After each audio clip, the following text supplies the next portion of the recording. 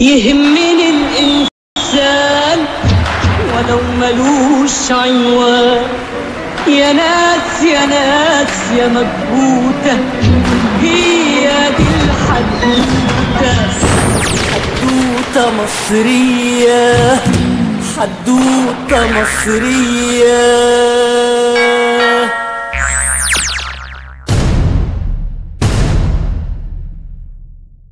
السلام عليكم، مرحبا بكم مع الحلقة الثالثة من برنامج حكاوي ابن الإنسان عن الكذب الإعلامي في ثورة 25 يناير.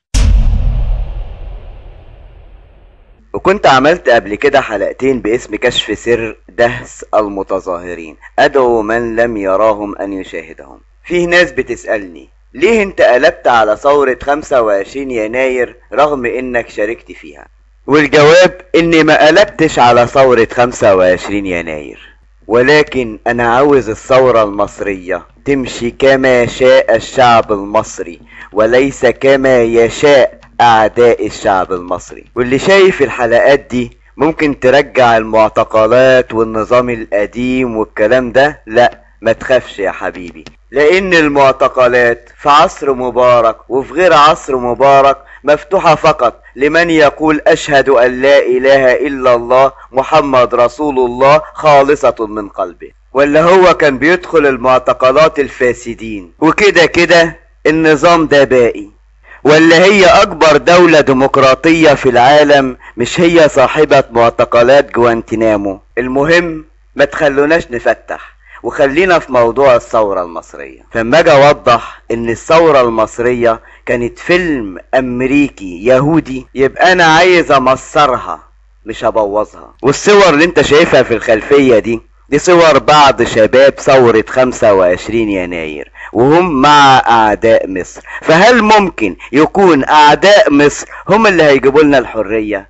واحد هيقول طب ما حسني مبارك عمل كذا وكذا وكذا، فهل ممكن امريكا واسرائيل تعمل ثورة ضد حسني مبارك؟ الاجابة ان ثورة امريكا واسرائيل في مصر لم تكن ضد حسني مبارك، ولكن ثورة الشعب المصري كانت ضد النظام السابق. افهمها لكم، شوفوا الفيديو ده. وكشفت البرقيات التي نقلتها مجلة نيوزويك الأمريكية ويعود تاريخها إلى 2008 و2010 أن واشنطن ترغب في توسيع نطاق مهمة الجيش المصري في حين تتمسك القاهرة بمهمته التقليدية في حماية البلاد. وجاء في برقية تعود إلى سبتمبر 2008 أن الولايات المتحدة سعت إلى إقناع الجيش المصري بتوسيع مهمته بطريقة تواكب التهديدات الأمنية الإقليمية الجديدة مثل القرصنة والأمن على الحدود ومكافحة الإرهاب.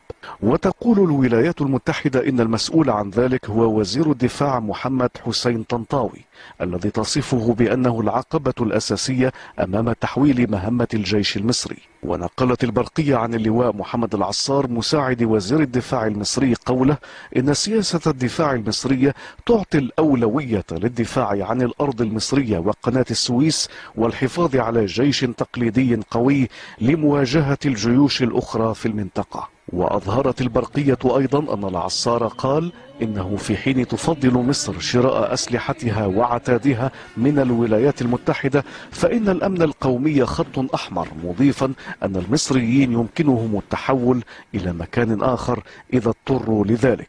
كده بقى أصبح واضح جدا ما هي الأسباب التي جعلت أمريكا وإسرائيل يمولون الثورة المصرية، ولكن لحد الآن ثورة المصريين هي اللي ناجحة وثورة أمريكا وإسرائيل فشلت لعدم قدرة أمريكا وإسرائيل وأعوانهم على زرع الفتنة بين الشعب المصري والجيش رغم نجاحهم في باقي الثورات الأخرى في المنطقة. يا جماعة لازم نعرف حاجة معينة، العدو الأساسي لأمريكا وإسرائيل هو الإسلام، عشان كده بيواجهونا كشعب مصري بأسلحة فتاكة وهي العلمانيين من أبناء هذا الوطن، لأن غرض أمريكا وإسرائيل أن تعمل الجيوش العربية على تدمير الإسلام باسم جميل وهو مواجهة الإرهاب، لأن كل من يعادي الدولة الصهيونية التي أنشئت في فلسطين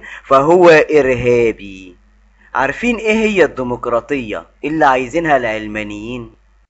الإسلاميون رضوا بالهم والهم ما رضي فيهم. نعم. يعني هذه هي النقطة. هل تستطيع أن تنكر ذلك؟ من الذي يعرقل الديمقراطية؟ لعلك استمعت ما حصل.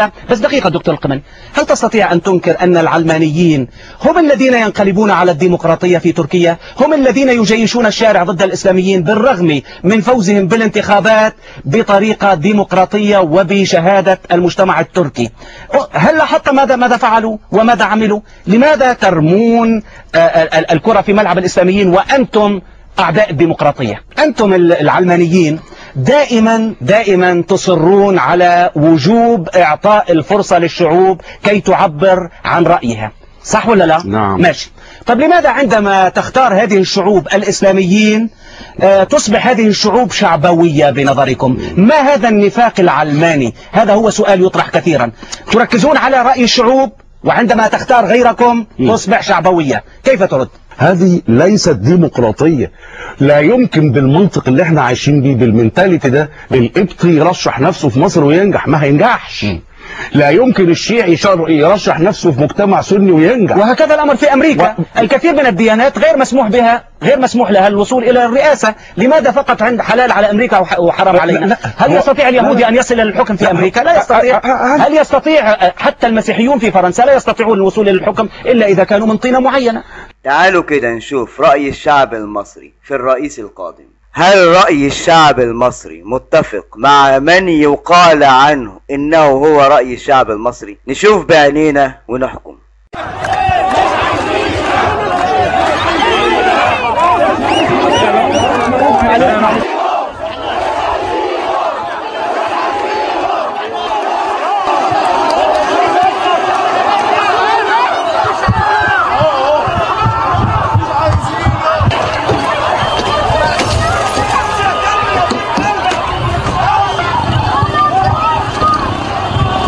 ولكن رأينا ليس له قيمة عند هؤلاء. أنا بنتهز هذه الفرصة لتحية زعيم الثورة الحقيقي الدكتور محمد البرادعي.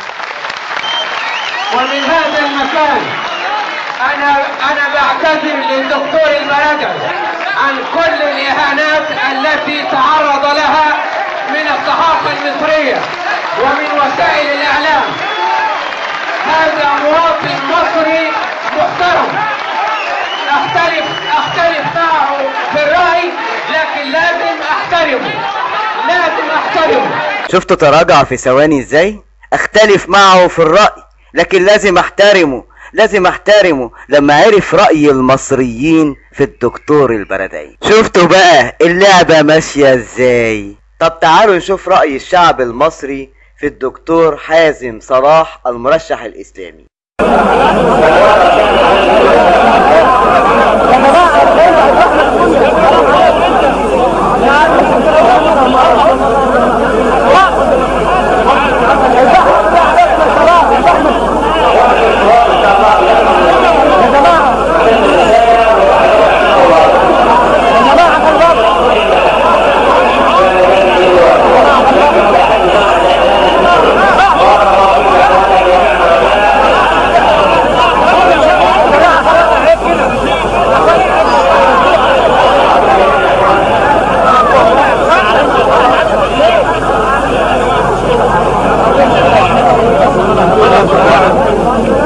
المقصود يا جماعة من كل الكلام ده، هل مصر سيحكمها شعبها أم ستظل يحكمها إعلام عالمي غربي؟ نرجع بقى للموضوعات اللي بتضايقكم مني.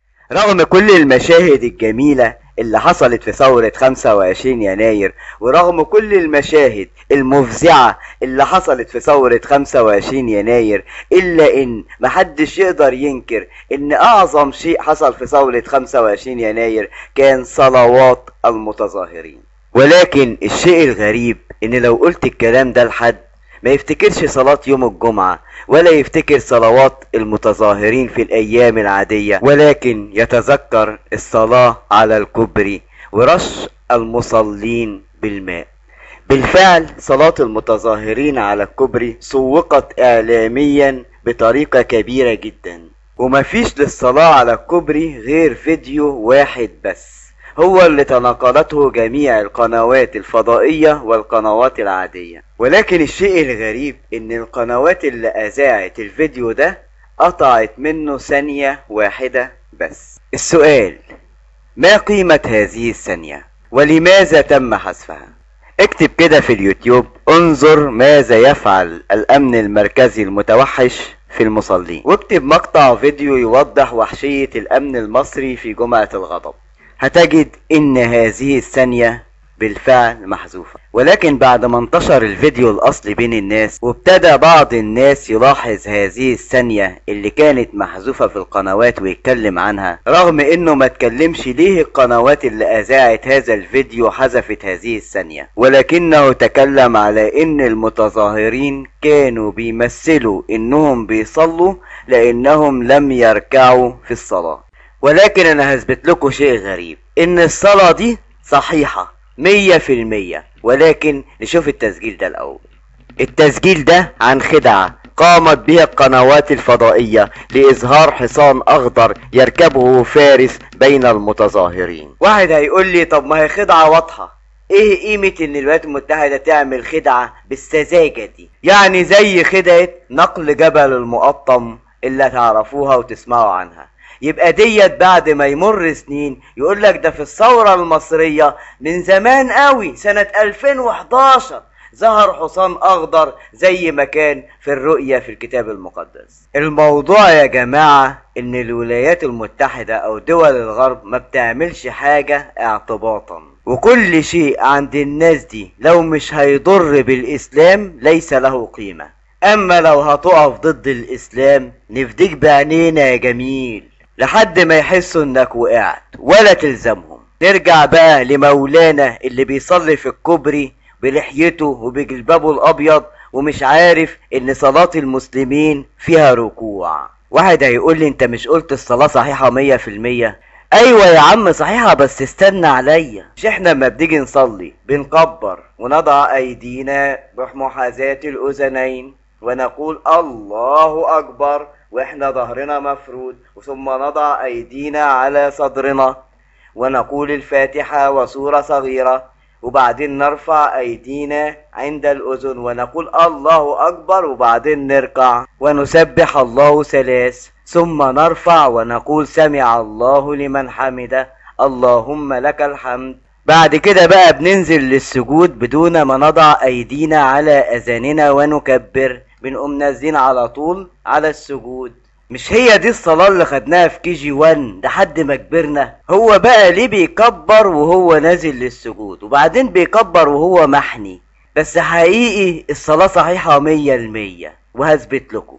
خليكم فاكرين صلاته واتفرجوا على الفيديو ده.